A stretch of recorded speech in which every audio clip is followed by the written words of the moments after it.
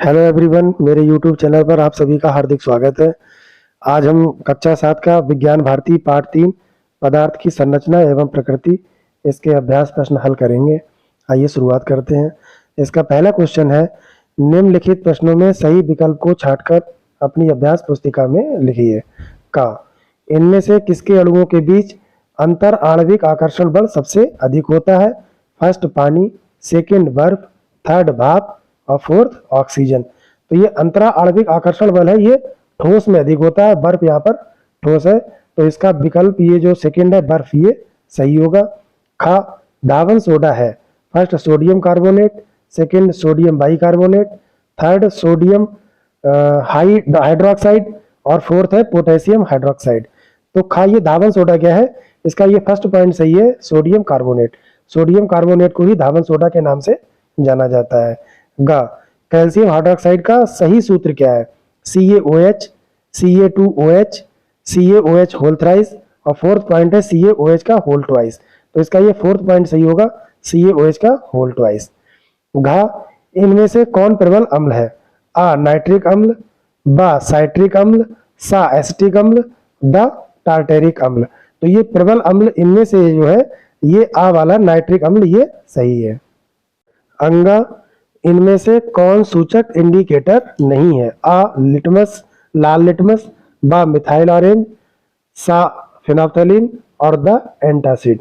तो इसमें जो सही विकल्प हो जाएगा ये दा वाला एंटासिड। एंटासिड जो है ये कोई भी सूचक या इंडिकेटर नहीं है। दूसरा क्वेश्चन, रिक्त स्थानों की पूर्ति कीजिए। का तत्व केवल एक ही प्रकार के खाली जगह से बना होता है। तो जो तत्व होते हैं वो एक ही प्रकार के परमाणु से मिलकर बने होते हैं। तो यहाँ पर आ जाएगा हमारा परमाणु। खा कम से कम खाली जगह तत्वों के संयोजन से यौगिक बनता है। इसमें तो खाली जगह पे आएगा दो, तो कम से कम दो तत्वों के संयोजन से यौगिक बनता है। गा गैसों के अणुओं के मध्य लगने वाला आकर्षण बल का मान खाली जगह होता है। तो ये जो गैसों के अणुओं के मध्य लगने वाला आकर्षण बल है ये नगण्य होता है, ना के बराबर होता है। अणुओं के मध्य लगने वाला आकर्षण बल ठोस में सबसे अधिक होता है, द्रव में उससे कम और गैस में सबसे कम, यानी कि नगण्य ना के बराबर होता है। घा जल की तीन अवस्थाएं खाली जगह है।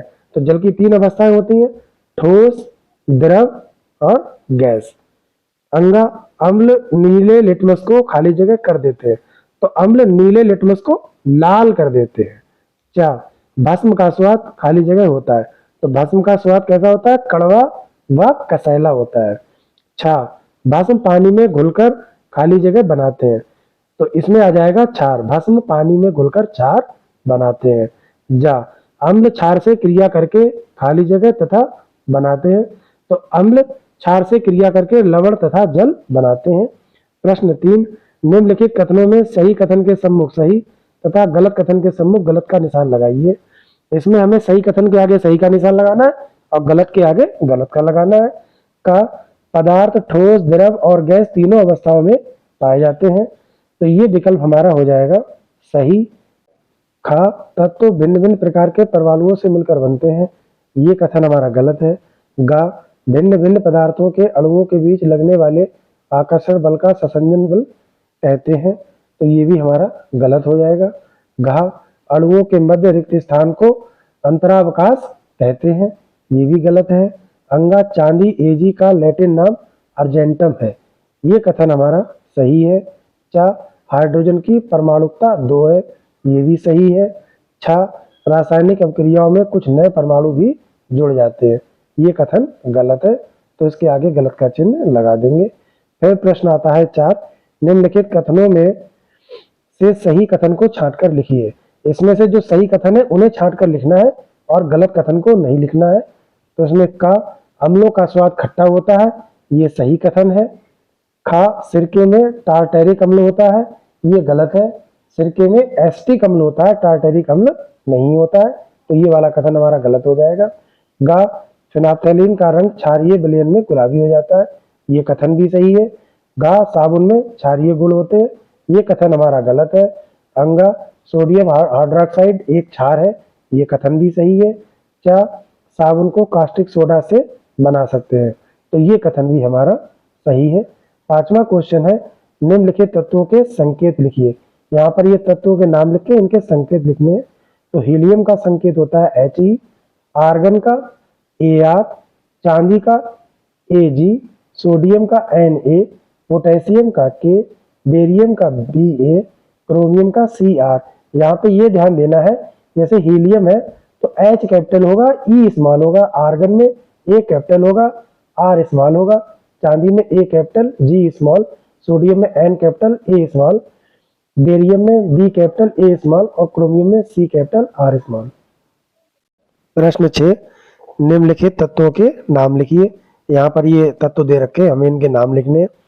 Na ये सोडियम होता है, C carbon, Br bromine, Mn manganese, Ag ये सिल्वर होता है, Au gold, Ba barium, Ca calcium और Mg मैग्नीशियम।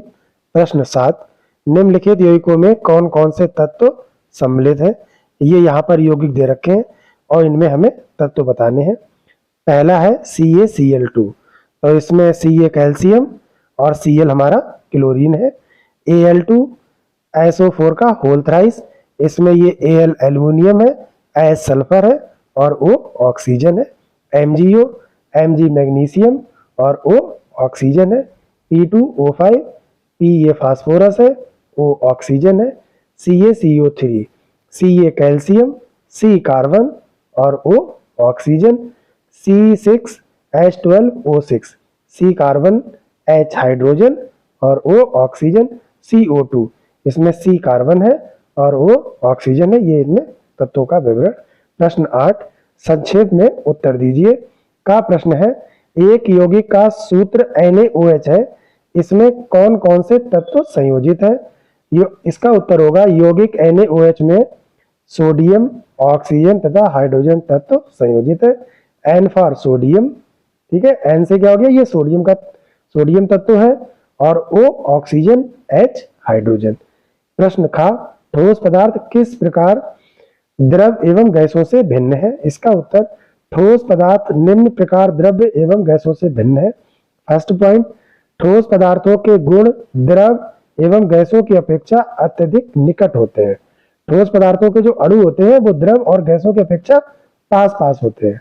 सेकंड पॉइंट, ठोस पदार्थ के अणुओं के बीच आकर्षण बल द्रव एवं गैसों की अपेक्षा बहुत अधिक होता है। थर्ड पॉइंट, ठोस पदार्थों की आकृति एवं आयतन निश्चित होता है, जबकि द्रव पदार्थों की आकृति निश्चित होती है, आयतन निश्चित होता है तथा गैसों की ना तो आकृति निश्चित होती है और ना ही इनका आयतन निश्चित होता है। गा क्वेश्चन, रासायनिक तत्वों के प्रतीक उपयोग करने का क्या लाभ है? इसका उत्तर होगा, रासायनिक तत्वों के प्रतीक का उपयोग करने से हमें रासायनिक अभिक्रिया दर्शाने में आसानी होती है, जिससे यह पता चलता है कि अभिक्रिया में तत्व के कितने अणु या परमाणु सम्मिलित हैं। घा, H2 तथा 2H में क्या अंतर है? इसका उत्तर होगा, H2 का प्रयोग हाइड्रोजन के अणु को दर्शाने के लिए किया जाता है, जबकि 2H का प्रयोग हाइड्रोजन के दो परमाणुओं को दर्शाने के लिए होता है। नेक्स्ट क्वेश्चन, अंगा, ये अम्ल क्या है? इसका उत्तर, वह पदार्थ जो स्वाद में खट्टे होते हैं अम्ल कहलाते हैं।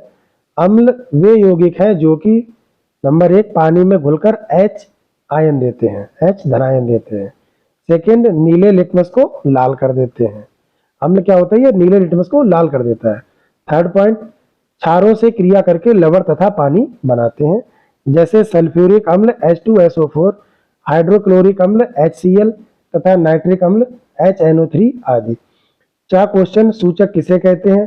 किन्हीं दो सूचक के नाम बताएं तथा अम्ल और क्षार का इन पर क्या प्रभाव पड़ता है लिखिए। उत्तर इसका होगा, अम्ल एवं क्षारक की पहचान करने के लिए हम विशेष प्रकार के पदार्थों का उपयोग कर सकते हैं जो सूचक कहलाते हैं। इन सूचकों को अम्लीय या क्षारीय पदार्थों के विलयन में मिलाने पर इनका रंग बदल जाता है। नीले तथा लाल रंग वाला लिटमस पत्र तथा गुड़हल की पंखुड़ियां प्राकृतिक रूप से पाए जाने वाले सूचक है।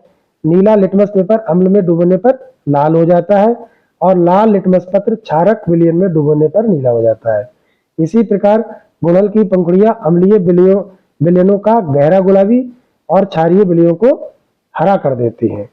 अगला क्वेश्चन है 6, अम्ल और क्षार की पारस्परिक क्रिया द्वारा लवण तथा पानी का बनना कौन सी क्रिया है? इसका उत्तर होगा अम्ल और क्षार की पारस्परिक क्रिया द्वारा लवण तथा पानी का बनना उदासीनीकरण क्रिया है।